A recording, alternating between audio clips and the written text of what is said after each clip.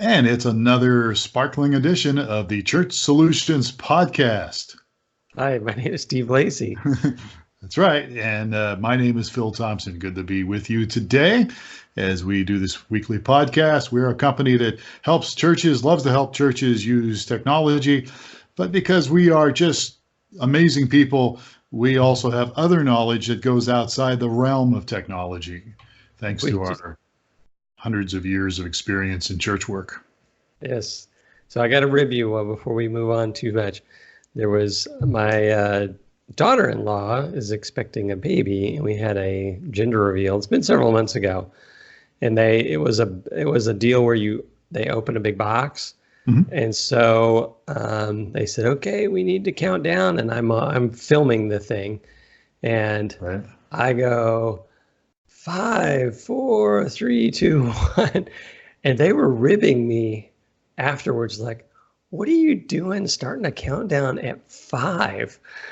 And it just reminded me, because you counted down to the start of our recording here, and you always do it the same way I do.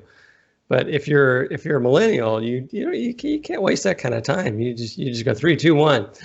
Oh, I guess. Well, people don't see or hear that because it's off. We do the post editing afterwards. But yeah, I think I got that from stuff in radio, and generally you go 5, 4, 3. Well, and TV does that as well a lot, because a lot of times with TV they'll open the microphones up a second or two before. Well, you and I are on the same page. Yeah. Had you been counting down for their big reveal, that you would have gotten a ration too. Oh, yeah, it went too long. Well, these millennials, got to make the most of your time. All right. So what are we doing today? Yeah. So what are we doing today? We're not actually talking tech, but we're doing the top ideas to beat the summer slump for church. So it's June at the record. We're recording this. It's actually June 12th, I think, right? Or something today, with the day we're recording this. And it's summertime in Tucson, Arizona. And the high today is supposed to be like 107. Really? I didn't check it, but it was 104 yesterday, right? We bragged a few weeks ago about how nice and cool it was here. Yeah, it was high of 78 or something. Yeah, but we're officially in summer, and this is the way it is in Tucson, Arizona. It could be worse. We could be in Phoenix. But anyhow, and it's summer all over the place, and some communities are getting a lot of rain right now. But the bottom line is, usually all of us who have been involved in church work know that when it gets to be summer, people go on vacations. They kind of disappear sometimes, and attendance tends to drop a little bit. Finances can drop a little bit. Activities can drop, but my whole point has always been we can rise above this by making the most of some opportunities that summer presents to us. So proactive is what I'm trying to say here. You can actually grow your church in the summer, but that's a whole nother subject.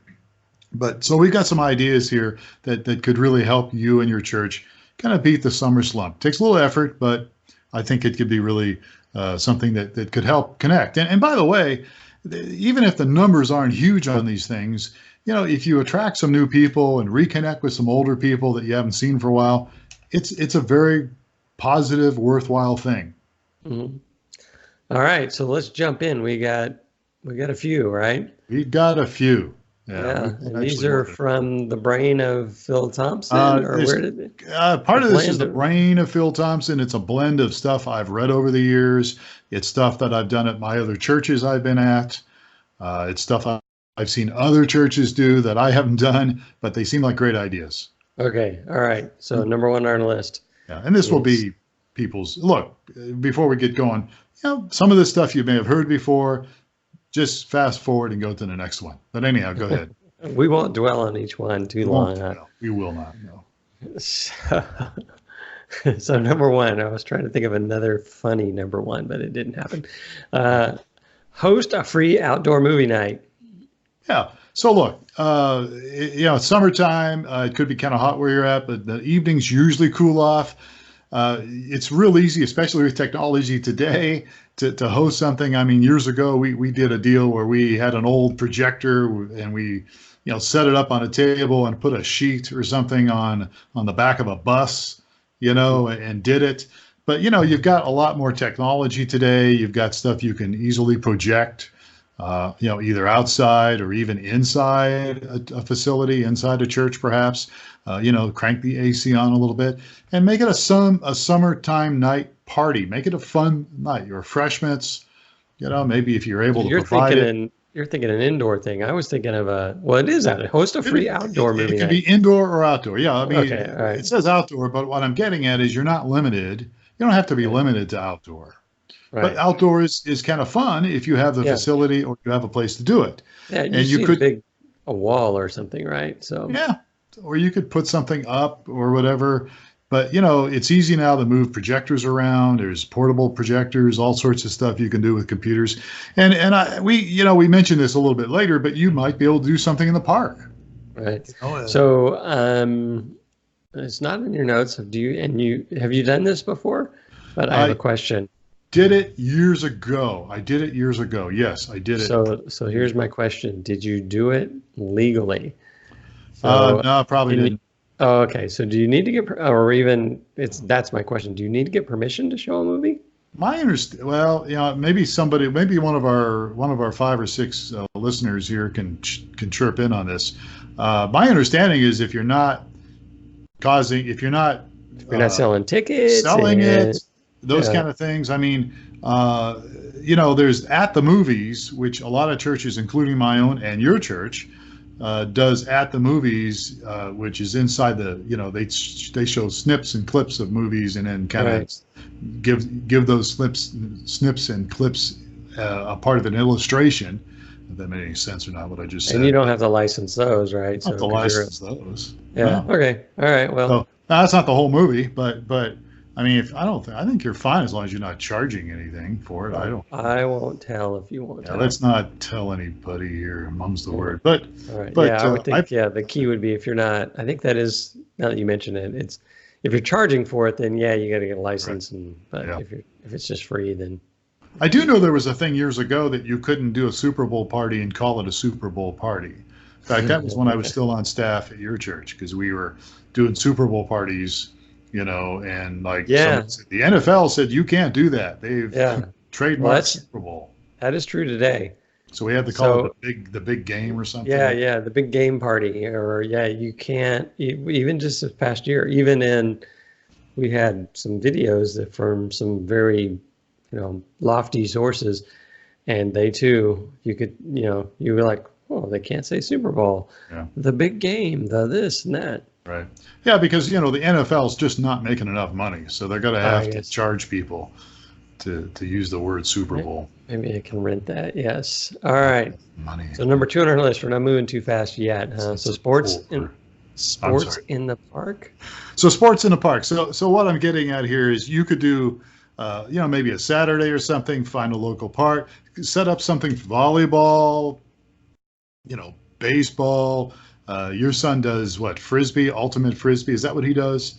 He does ultimate Frisbee. Yeah, some version of that, and have some drinks on hand, have some snacks on hand.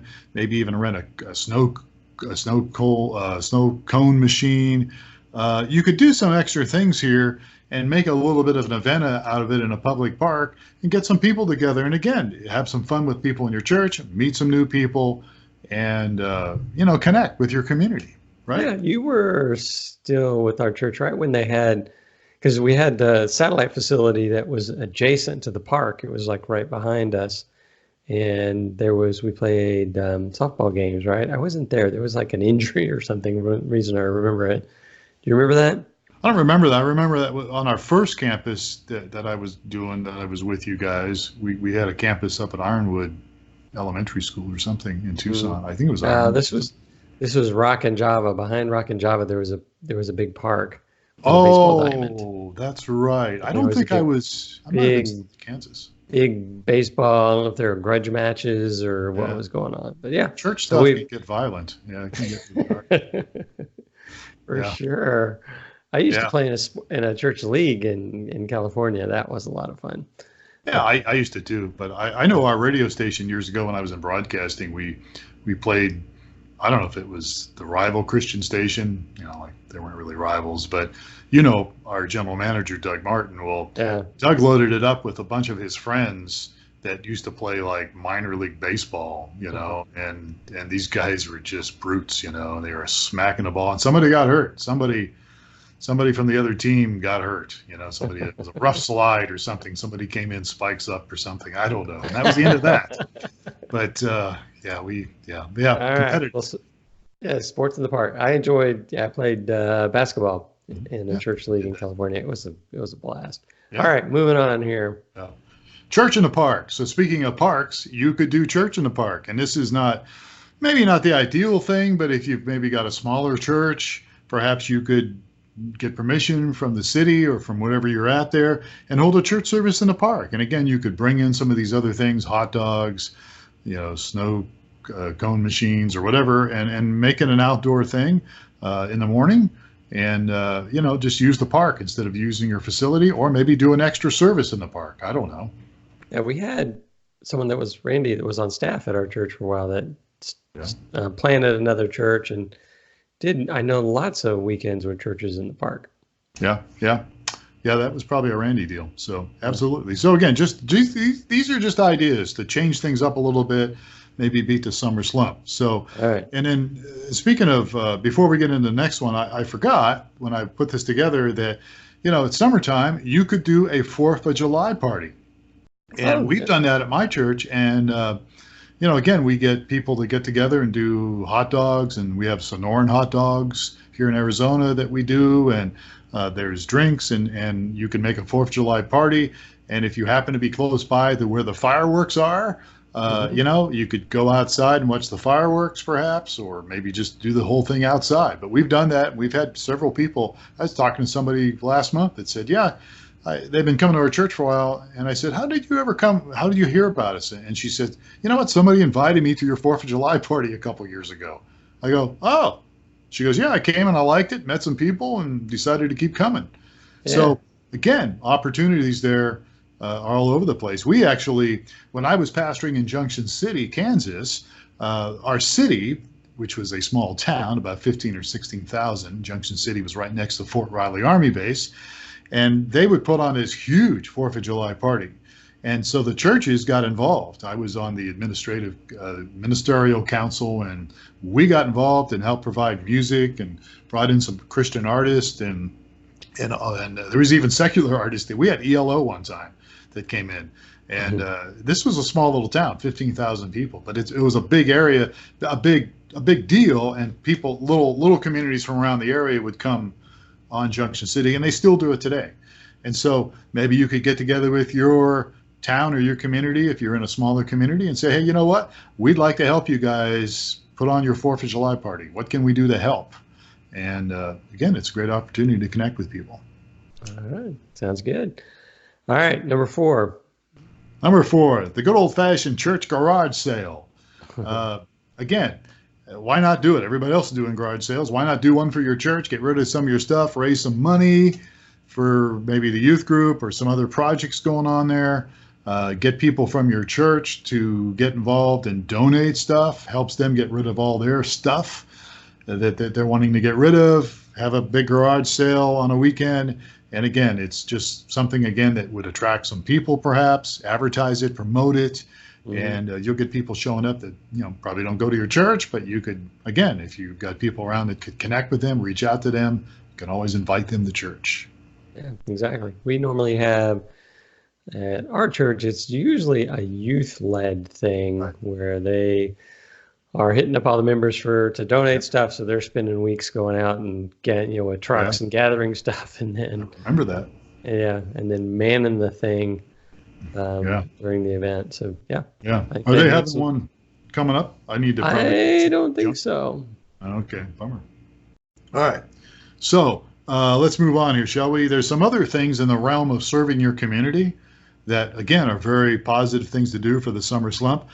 You could do something like provide some routine yard work for people. There are lots of people, shut-ins and older people, disability people, disabled people that, can't get out and either cut their grass. If you happen to live in an area, we don't, but you have grass. So, there's definitely people here with Pull grass. weeds, pull weed. Yeah, I used to have grass, and then I decided to stop watering it, and it all died.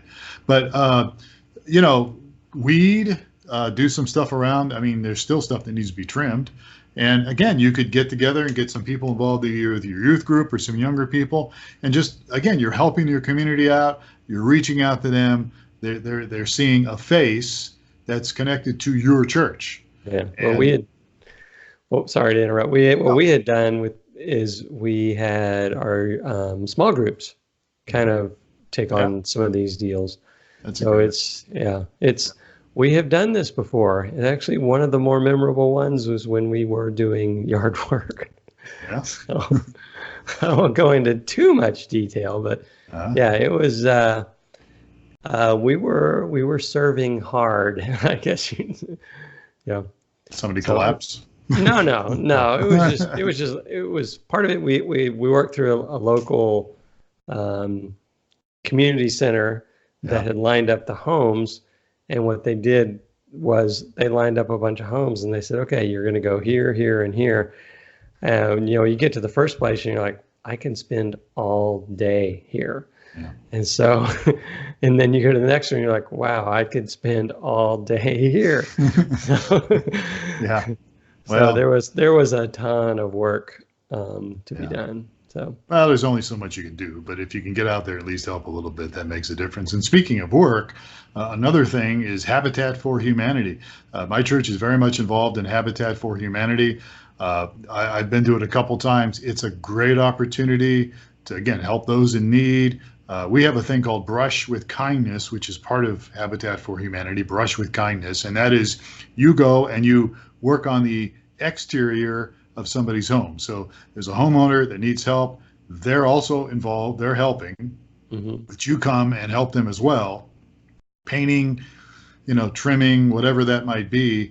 And it's a great opportunity to get to know the homeowner as well. And so that's Brush with Kindness. Of course, Habitat for Humanity also builds homes for people. There's a World Habitat for Humanity Day coming up. I think it's coming up in October or November, which is more about building. But again, there's other things you can do connected to Habitat for Humanity, like Brush with Kindness. That could be an easy thing to do and a good, helpful thing to do. Yeah, I know at our church, we're building homes in Mexico. Okay. Building complete homes. And then my former employer from way back, large company, would adopt a home, and they'd just pull in people from our workplace. We had, a place where there was 10,000 employees. So we had a big team that would go and work this out. So that's a great opportunity. And you mentioned Mexico. There's missions as well. You could do a short 10-day summer missions trip, for the summer, and we go down to Mexico and lots of orphanages down there. I've been down there.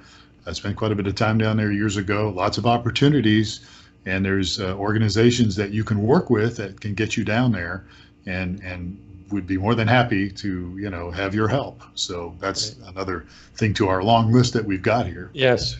Well, we're moving along speedily here. So the next one on the list is offer a cool zone. Offer a cool zone. I've never done this, but I saw that somewhere, and I think it's a great idea. Some people don't have the greatest air conditioning or have any air conditioning at all, depending on where you live. In Arizona, we have swamp coolers as well as AC. But if you happen to have a facility that you would be willing to open up, especially during difficult times where it's a real heat wave, that's a great opportunity to help people, especially older people. You could come and get them and let them spend an afternoon or something, at your facility. And again, provide different things, snacks, drinks, whatever you could do. Just give them an opportunity to cool off a little bit, maybe run a movie or something like that. Again, you're just reaching out to people, and you're using this as an opportunity to help those. There's a local church here in town that you and I are both very familiar with, Victory. And there was a day this past year, was it, that where their school was canceled. And so I don't know if you saw it on the news, they opened their facility up to a little, you call it a cool day, but kind of a Right. water park thing that they have at their Yeah. facility. Yeah. Um, and they had all the Yeah. kids just come for free, and just they took care of them, and Yeah. their bathing suits and playing in their little Yeah. on-campus water park thing. Yeah, I like a lot of what Victory does. I like Zane. I met Zane years ago and he used to produce his radio show a long time ago. They're doing a good job there. So Yeah, yeah, again, that was opportunities. right. That was an all of a sudden thing. They're like, "Ooh, That's school is great. canceled next day." The next day, and they're Yeah, like, "Oh, what am I doing with my kids?" And they said, "Oh, we'll take your kids." yeah. So That was that. Yeah, you're right. That was spur of the moment, and they did a yeah. great job. All right. All right, So moving along. speaking of Yes. school, speaking of Yeah. school summer drive, you could maybe help supply drive. I think I meant to say you could hold a school supply drive. Again, a way to help families out, those in need in your community. A good opportunity to rally people and help them get some backpacks maybe and some other things that they might need for school, because even if it's summer, school is coming up Right. sooner than you think. And then there's also a school service day. That's another point that we have here. And that's kind of what you mentioned, helping out when there's opportunities at the school, helping the building, maybe help paint the building at the school building, landscaping, helping maybe teachers get organized if they want some help from people or if Mhm. they want something. I don't know. Again, just an opportunity to even some practical things like buying some supplies for the school, tea, coffee, popsicle stuff. I don't know. But again, it's just reaching out and making yourself available as a church, as a community. Uh, Having a wife as a teacher, and helping her move, I could use some help. Yeah, you So helped her she move moved classes, right? yeah, move classrooms. So yeah, there's a Yeah. lot of opportunity at schools.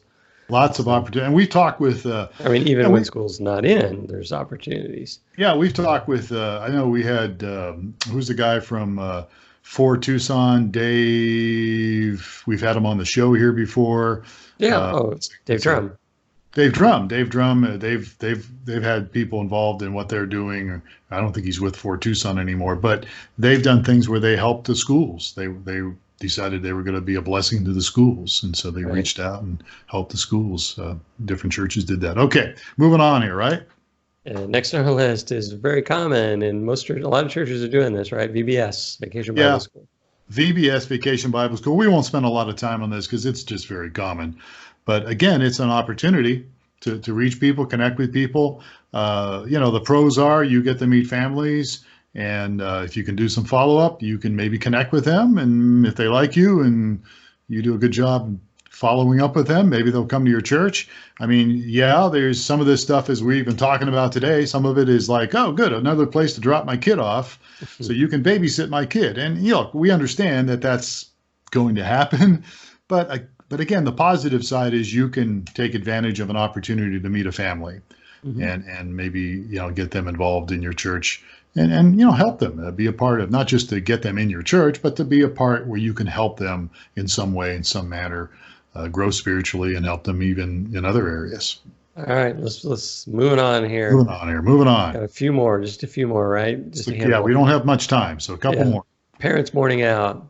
Parents morning out or parents evening out, either one. And this is just an opportunity where you organize something where you watch the kiddos and, the mom can go out for a morning and just not, you know what I mean? Not be, I mean, when you've got 2 or 3 kids and they're young, it wears on you, right? And so we want to give parents an opportunity to get a little breath of fresh air, so to speak. They love their kids, but they also need a little bit of time. Right.